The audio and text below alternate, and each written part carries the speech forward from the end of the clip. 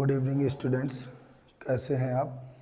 आशा करते सब अच्छी होगी। आज आपको हम फिजिक्स में, हालांकि इससे पहले हमारा एक वीडियो आपके पास आ चुका है, बायो सावर्ट के नियम का धारावाही चालक पर चुंबकीय क्षेत्र, बायो सावर्ट के नियमानुसार धारावाही चालक पर चुंबकीय क्षेत्र का व्यंजक ज्ञात करना। और आज हम दूसरा सबसे इम्पोर्टेंट क्वेश्चन आपके पास भेज रहे हैं, वो हमारा है बायो सावर्ट के नियमानुसार धारावाही कुंडली के केंद्र। जो कुंडली कोई, वो तो क्या था, वो एक सीधा तार था, वो क्या था, वो इस टाइप का चित्र था आपका, ऐसे करके चित्र बना हुआ था। और ये क्या है, ये वृत्ताकार कुंडली है। कुंडली के केंद्र पर चुंबकीय क्षेत्र का व्यंजक ज्ञात करना। तो देखते हैं कैसे चुंबकीय क्षेत्र का व्यंजक ज्ञात करते, कोशिश करेंगे आपको बढ़िया सिखा डालें। हमने हमेशा बताया, कोई भी डेरिवेशन कर रहे हो तो सबसे पहले उसका चित्र आपको आना चाहिए। तो आप क्या करते हैं, कुंडली बना लेते हैं, ऐसे करके, ऐसे बिल्कुल बराबर दूरी लेके चलिएगा। एक कुंडली बनाइएगा,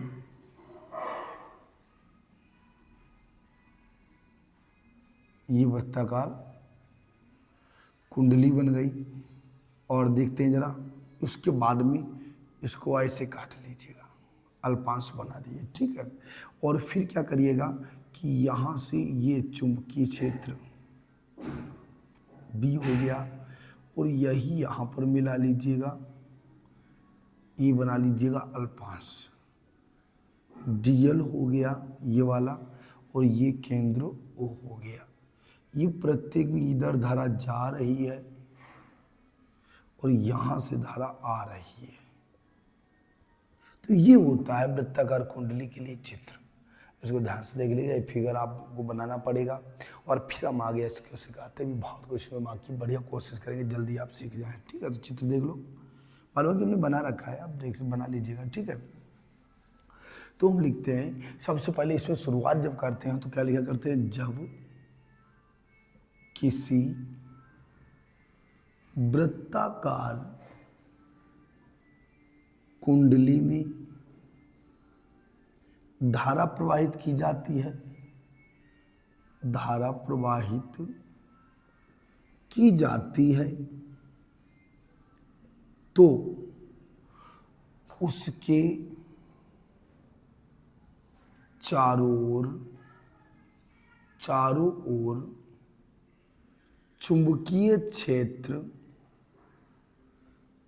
समान रूप से वितरित हो जाता है, वितरित हो जाता है। ये बात इन्होंने बताई कि जब किसी वृत्ताकार कुंडली में धारा प्रवाहित की जाती है तो उसके चारों ओर क्या होता है, चुंबकीय क्षेत्र समान रूप से वितरित हो जाता है, ठीक है। तथा कुंडली के अंदर चुंबकीय क्षेत्र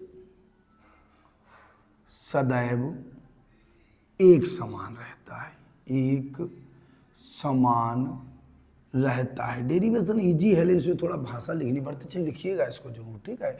हमने बताया कि बायो सावर्ट का नियम ये कहता है कि जब किसी वृत्ताकार कुंडली में धारा प्रवाहित की जाती है तो उसके चारों ओर चुंबकीय क्षेत्र उत्पन्न हो जाता है और कुंडली के अंदर चुंबकीय क्षेत्र सदैव एक समान रहता है, ठीक है। अब कैसे हम लिखेंगे, शुरुआत इसकी करते हैं डेरिवेशन की। माना स्मॉल आर, माना एक चालक तार को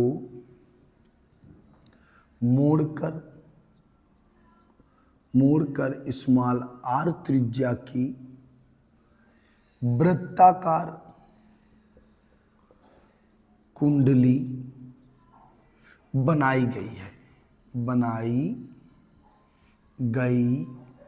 हमने क्या बताया कि माना एक तार मोड़ा गया और तार मोड़ने के बाद एक वृत्ताकार कुंडली बनाई गई है, ठीक है। फिर क्या लिखेंगे नई लाइन से, उसके बाद माना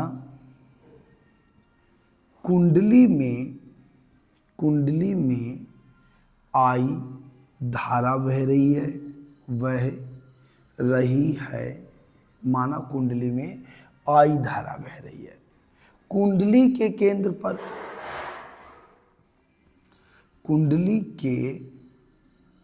केंद्र पर चुंबकीय क्षेत्र ज्ञात करने के लिए इसे छोटे छोटे अल्पांशों में बांटा गया है। माना प्रत्येक अल्पांश की लंबाई dl है। तब एक अल्पांश के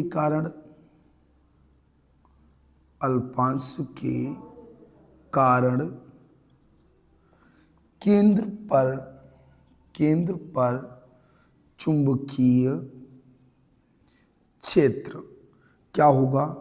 dv बराबर वही बायो-सावर्ट का नियम μ0/4 pi I dl sin theta upon r square ये होता है। पहले हम इतना समझा लेते हैं, बस हो गया डेरिवेशन। अगर आपने इतना बेहतर सीख लिया तो डेरिवेशन कंप्लीट है, और ये सब हमारा फिगर में दिया है, ठीक है। इसके बाद में तो बस नॉर्मल बात है, आपको बहुत जल्द हम सिखाने वाले हैं।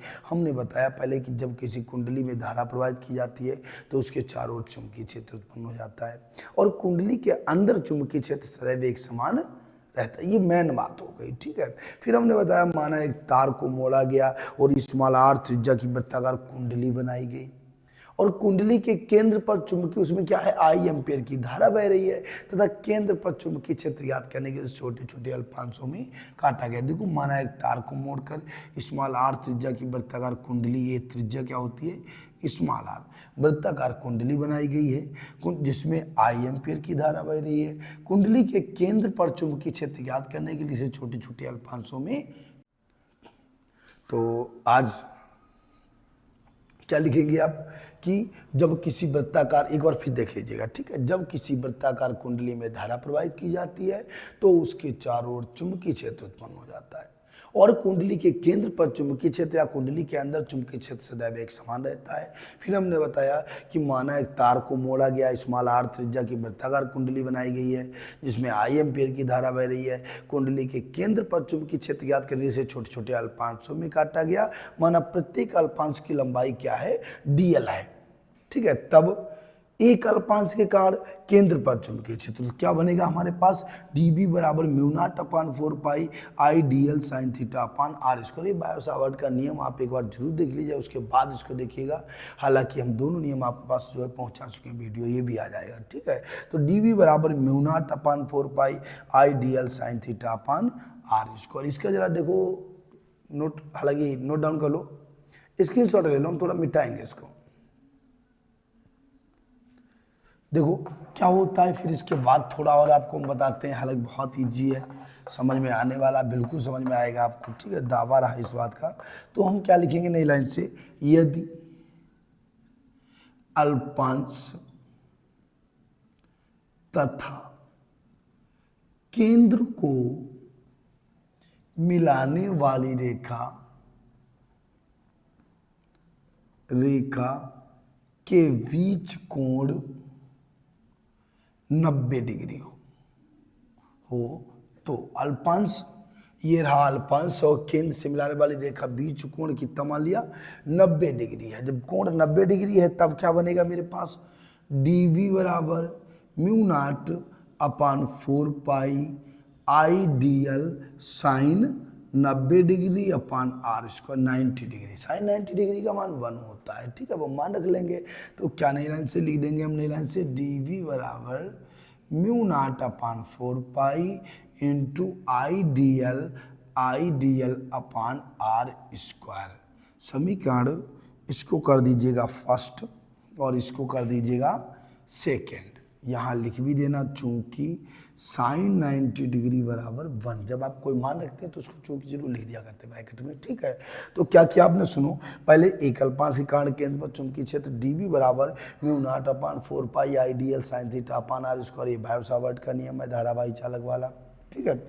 और यदि अल्पांश और केंद्र को मिलाने वाली रेखा के बीच कोण है 90 डिग्री, तो साइन थीटा का क्या हो जाएगा, साइन 90 अंश हो जाएगा। साइन 90 डिग्री का मान 1 होता है, इसीलिए क्या बचेगा, डी बराबर μ0/4 I D L upon R square. एक लिखने की आवश्यकता नहीं है, ठीक है, नोट डाउन कर लीजिएगा।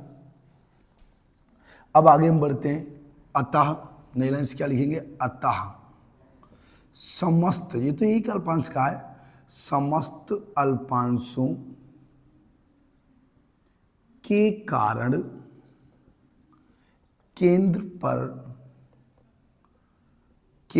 पर चुंबकीय क्षेत्र, समस्त अल्पांशों के कारण केंद्र पर चुंबकीय क्षेत्र, तो क्या बनेगा हमारे पास, देखिए जरा, B बराबर सिग्मा dV, क्या बनेगा, B बराबर सिग्मा dV। अब हम इसके मान रख लेंगे, तो क्या बनेगा, सिग्मा dV का मान रखिएगा μ0/4 I D L upon R square. क्या करेंगे, μ0, बिल्कुल सिग्मा लिखेंगे और dV का ये वाला मान उतार लेंगे, रटना कुछ नहीं है, खाली देखना, एक बार ध्यान से समझ लो। अब क्या करेंगे, टोटल को बाहर करना, dl को सिग्मा में ले लीजिएगा, तो क्या बनेगा μ0/4 और आई अपान आर स्क्वायर सिग्मा dl।